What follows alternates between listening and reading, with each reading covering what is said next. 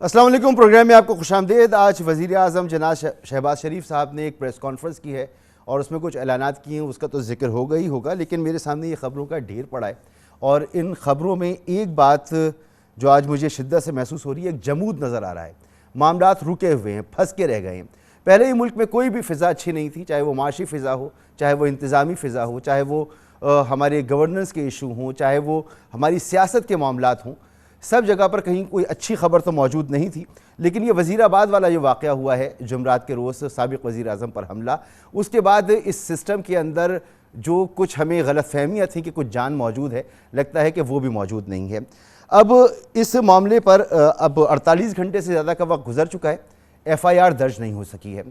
जिस शख्स को हिरासत में लिया गया था उसके बाद 4 लोगों को और हिरासत में ले लिया गया है, लेकिन गिरफ्तारी नहीं डाली जा सकती क्योंकि FIR दर्ज नहीं हो सकी है।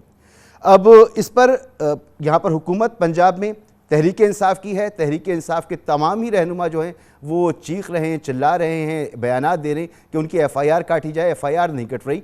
गोया इमरान खान एक अलग बात कर रहे हैं, परवेज़ इलाही साहब एक अलग बात कर रहे हैं, और अगर इमरान खान साहब मुस्सिर रहते हैं तो न जाने पंजाब में और क्या सूरत हाल पैदा हो जाए। ये इतना नाजुक मामला बन चुका है। अफसोस की बात यह है, एक आम आदमी के लिए अफसोस की बात यह है कि इस हाई प्रोफाइल मामले पर भी 50 घंटे से ऊपर का वक्त हो गया, FIR नहीं कट सकी है और अब तक इसमें पेशरफ्त नहीं है।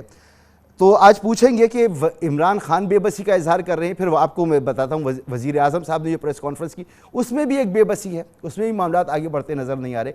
ये तहरीक इंसाफ वाले कह क्या रहे हैं, ज़रा इनकी गुफ्तगू सुनें। मुल्क का सबसे बड़ी पार्टी का एक सरबराह जिसपे कि कातलाना हमला हुआ है और FIR दर्ज नहीं की जा रही बिकॉज उसमें कुछ ऐसे नाम हैं जो थाने वाले हैं वो उसको एंटरटेन नहीं कर रहे। जो बासर लोग होते हैं वो अपने खिलाफ वो FIR ही नहीं दर्ज होने देते। यही तो निज़ाम है जिसके खिलाफ हमारी जंग है। पाकिस्तान का मकबूल तरीन लीडर है, आज उसके कहने पर भी उस पर कातलाना हमला हुआ है। FIR दर्ज नहीं की जा रही। कोयटा से कश्मीर तक ये मुतालबा है पाकिस्तानी कौम का कि इमरान खान ने जो नाम दिए हैं उस पर FIR दर्ज होनी चाहिए। इमरान खान जो समझते हैं कि ये जो आला कार बने हैं ये असल मुल्ज़म नहीं है। हमारे असल मुल्ज़म वो लोग हैं जिन्होंने ये साजिश की, जिन्होंने ये प्लान किया, जो पिछले कई हफ्तों से इस मौके की तलाश में थे। हम ये चाहते हैं FIR जो असल मुल्ज़मान हैं वो उसमें नामजद हों और उनके खिलाफ तहकीकात हो। किसी पर बिला वजह इल्ज़ाम नहीं लगाना चाहते।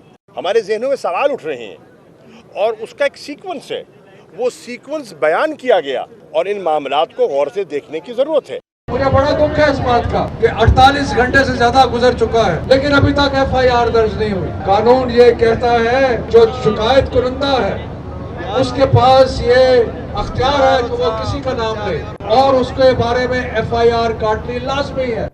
अब कोई ऐसी भी अंधी नहीं है कि आप किसी का भी नाम लें और FIR कट जाए। आपको एक एप्लीकेशन देनी पड़ती है और फिर आपको कुछ सबूत देने पड़ते हैं। अगर उस एप्लीकेशन के बाद सबूत भी कुछ मौजूद होते हैं, कुछ शवाहिद मौजूद होते हैं, तो फिर FIR दर्ज होती है। तो तहरीक इंसाफ को, इमरान खान साहब को चाहिए कि जब इतनी बात कर दी है तो फिर सबूत भी लेकर आएँ। और इसी तनाजुर में आज वज़ीर आज़म ने प्रेस कॉन्फ्रेंस भी की है।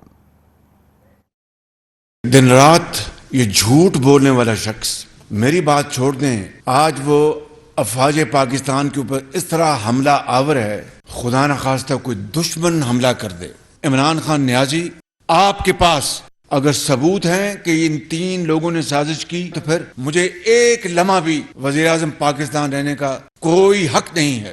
आप सबूत कौम के सामने ले आएं, माजी की तरह झूठ ना बोलें। आला अदालतें उज़्मा का फर्ज बनता है कि इस इल्ज़ाम के बाद अगर वो खामोश बैठेंगी तो इस मुल्क के साथ बड़ा जुल्म और ज्यादती होगी। मैं आज सुप्रीम कोर्ट के चीफ जस्टिस से मुल्तमिस हूं कि वो फुल कोर्ट का कमीशन बनाएं, फुल कोर्ट का। ये साजिश ये तभी दफन होगी कि हकायक सामने आएंगे अदालत उज़्मा के फुल कोर्ट के कमीशन के जरिए। जब आप मुझे हुक्म करेंगे मैं आपके पास पेश होऊंगा, जिसको आप तलब करेंगे वफाकी हुकूमत से वो पेश होगा। मैं अभी से कह रहा हूं कि मैं ये जो दरख्वास्त कर रहा हूं, जो फैसला इस फुल कोर्ट पर मबनी जो कमीशन का होगा, मैं उसको मनवन उसको न सिर्फ तस्लीम करूंगा बल्कि सिर्फ तस्लीम हम करूंगा इंशाअल्लाह। अब सवाल ये है कि वज़ीर आज़म ने ऐलान तो कर दिया कि आप फुल कोर्ट कमीशन, कभी तारीख में नहीं सुना कि फुल कोर्ट कमीशन बनाया जाए, बना तो दिया जाए। हुकूमत की अपनी क्या जिम्मेदारियां हैं? क्यों हमारे इदारों को माजी करीब में आकर अपनी सफाइयाँ पेश करनी पड़ी? हुकूमत उनका दिफा करने में क्यों नाकाम रही? आज जब ये मामला पेश आया है तो आप अदालत की तो बात कर रहे हैं, अदालत ने थाने की तहकीकात नहीं करनी है।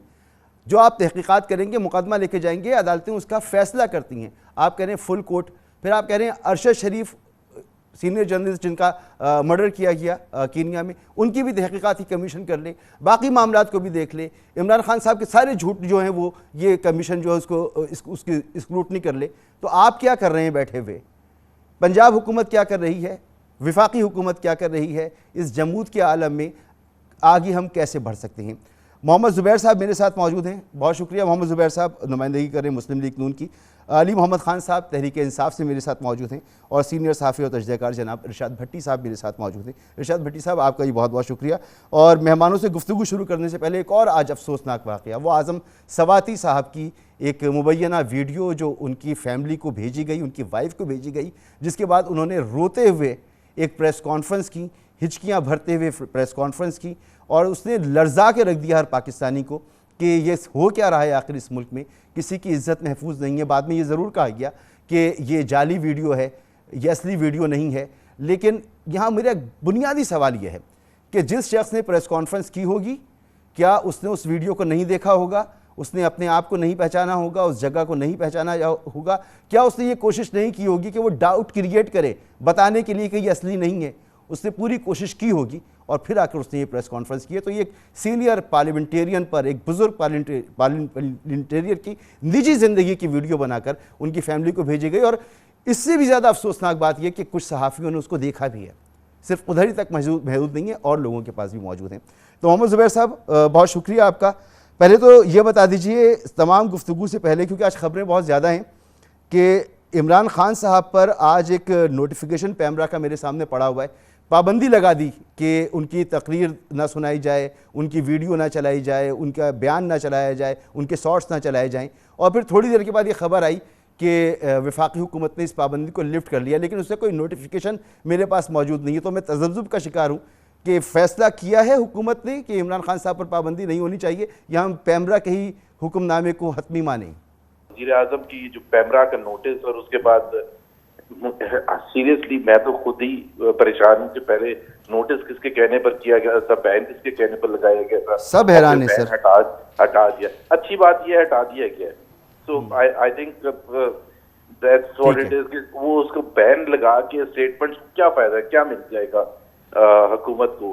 इमरान आजकल तो इलेक्ट्रॉनिक मीडिया को से ज्यादा ज़ाहिर है दूसरे सोशल प्लेटफॉर्म्स हैं, उस पर सब लोग सुन लेते हैं। ठीक हो गया। तो मैं तो नहीं समझता कि ये कोई अच्छा फैसला था बैन करने का। ठीक है, लेकिन अच्छी बात यह है कि हटा दिया गया। तो